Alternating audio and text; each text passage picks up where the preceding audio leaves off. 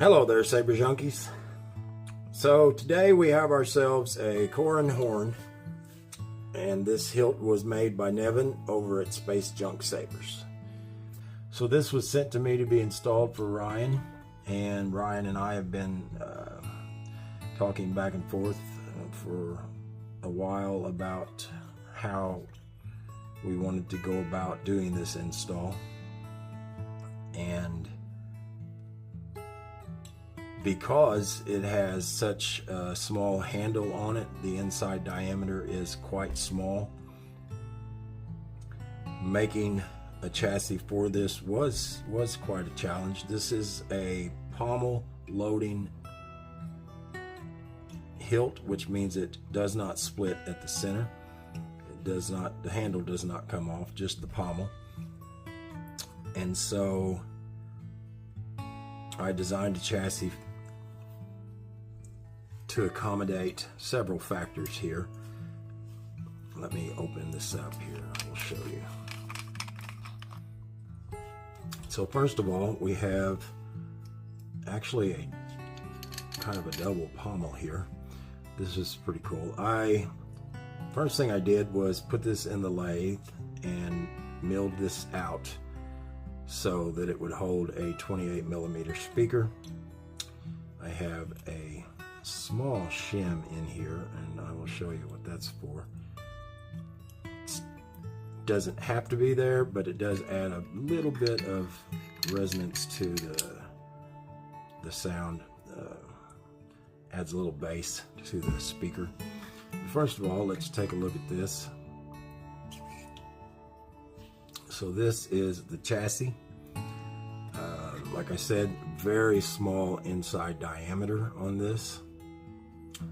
And because we needed more than just a 6-trace PCB for the removable chassis, which this absolutely had to be removable since we're using a small handle with a 28mm speaker, it has to remove. Although my original design was with a 22mm speaker, and with that we would have been able to remove the handle, but I got ahead of myself on designing and designed one with the handle removing, not realizing, hey, the handle doesn't remove. So quite often back to the drawing board when it comes to custom chassis. But this was just one small little detail, which made it more interesting, to be honest. So one of the things, let me just put this back in here. I want to show you. My ally is the Force. So when this hilt came to me, it had this blue wire in here. And what Ryan wanted to do was to have this lit up instead of just the wire. And so I used Edison filament, which, let's see here. Most of you guys already know Edison filament is this flexible filament here, like this. I can actually show you this. This is if you ever want to test this out.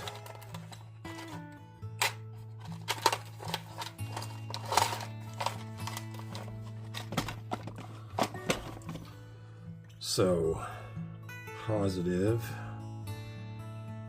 and negative. So there you go. This is some really cool stuff. Now, I've used this before on other builds. I really like it.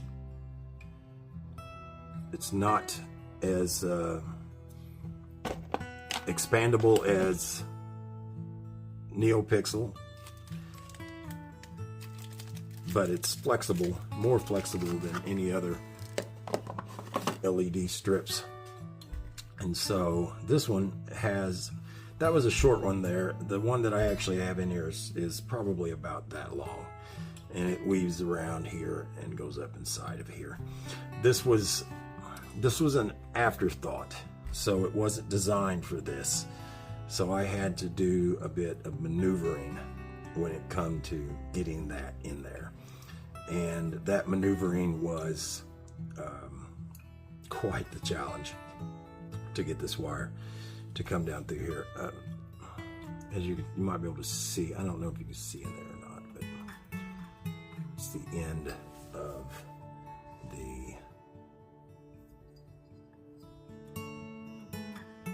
bolt here that Nevin has drilled completely out so that the wire could fit in there, but that enabled me to kind of make a groove. You can barely see the groove down in there where I drilled the side of this bolt.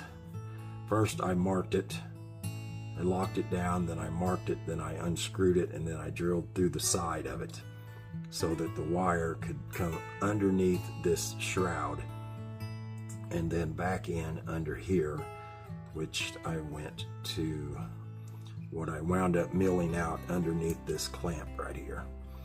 So I needed a larger hole, so I pulled this off and milled it out so that I could then wire that through there and then this under through here to get to the positive and negative on that. Very well, how would I even word that?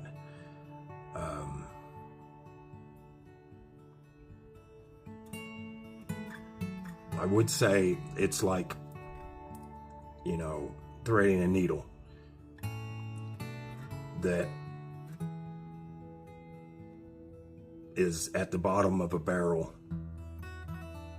and you can't see inside the barrel, and there's another barrel inside that barrel that you have to thread around the barrel that's inside the barrel through the hole and up and out of the needle. Does that make any sense? And you have to do that twice. So that's kind of what that was like.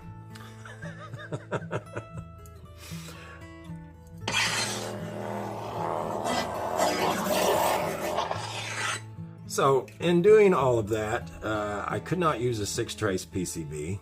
I had to instead use the 13-pin setup right here, and this worked out pretty well, although it does create quite a thin wall. I mean, like I said, this is a 25mm inside diameter, so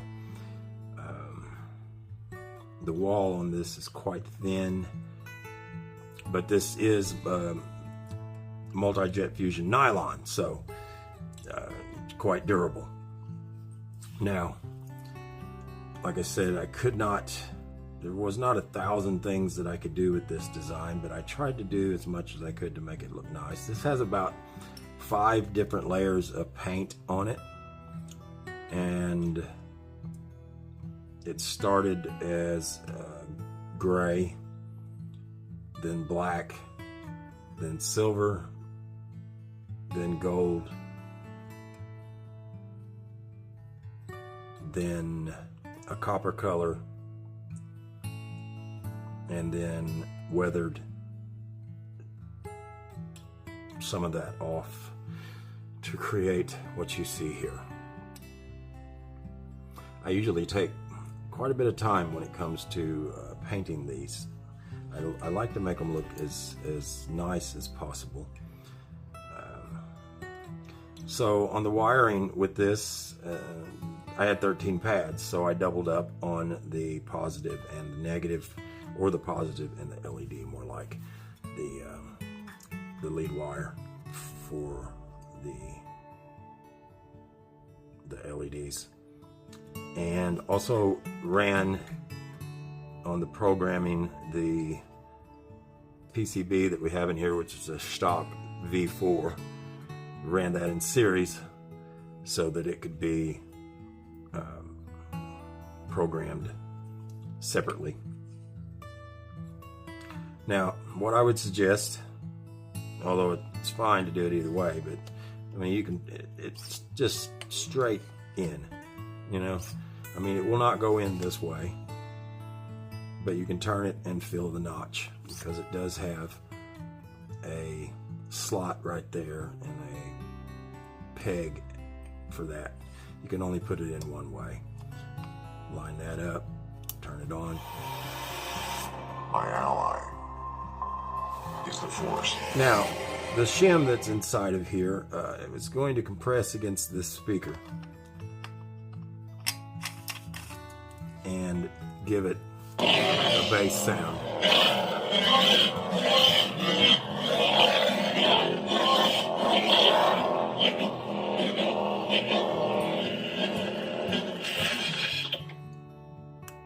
Enter volume menu.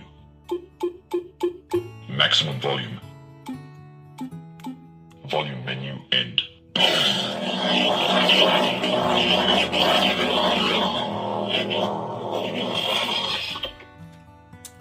Now, I will say that with the board at an angle, which it is, it's at an angle, you may want to adjust those numbers. I have it set at orientation 0, 20, 0, which is my understanding of a 20-degree angle.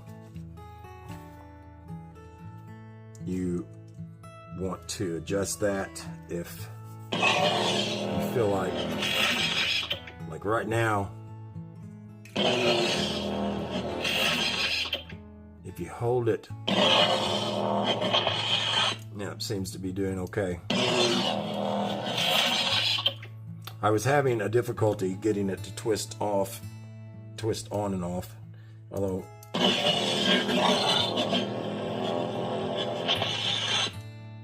and it has to do with the angle of that board.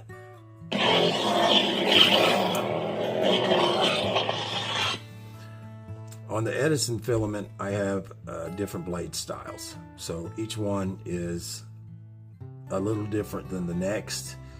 Basically, I went through each sound font, which on this hilt is the Wade Sabers sound font that was created for me by Preston over at Syndicate Custom Relics. And I went through each one of these styles, changed it up a little bit. I mean, there's only so much you can do with the Edison filament. So, for instance, Synergy. let's see what this one does.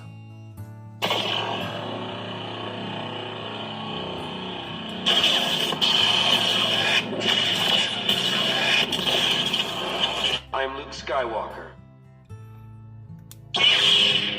So you got faster blinking there.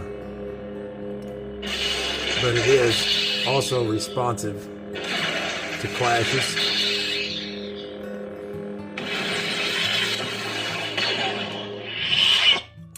Hello there.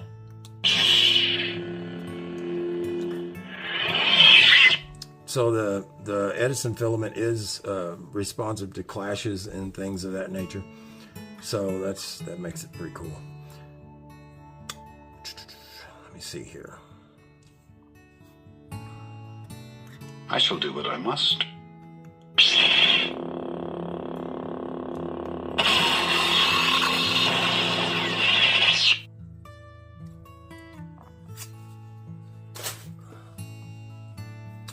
Like I said, there are animations for your emitter PCB that are different from the blade. They do not match the blade.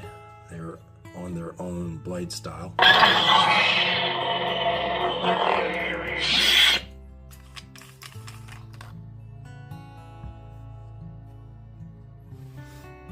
So to take it out, turn it off, pull it out. To get the battery out, just simply do that right there. It's a good snug fit. I'm going to get that battery charged.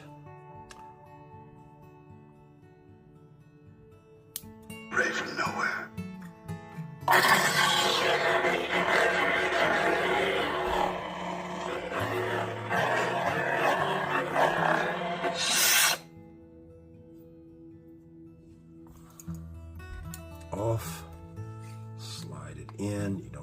necessarily do that. Something inside me has always been there, but now it's awake. Count Dooku.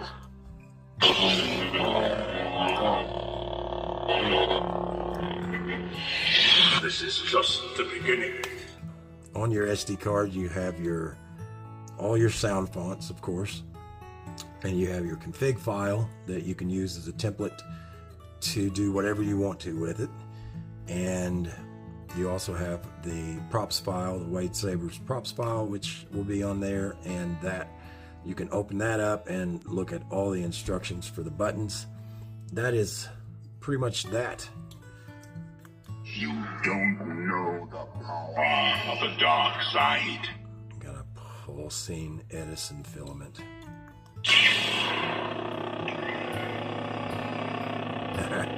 I love that. Yep, that's really cool. So that's it, guys. Hope everyone is doing well, and I will talk to you guys later. Take care.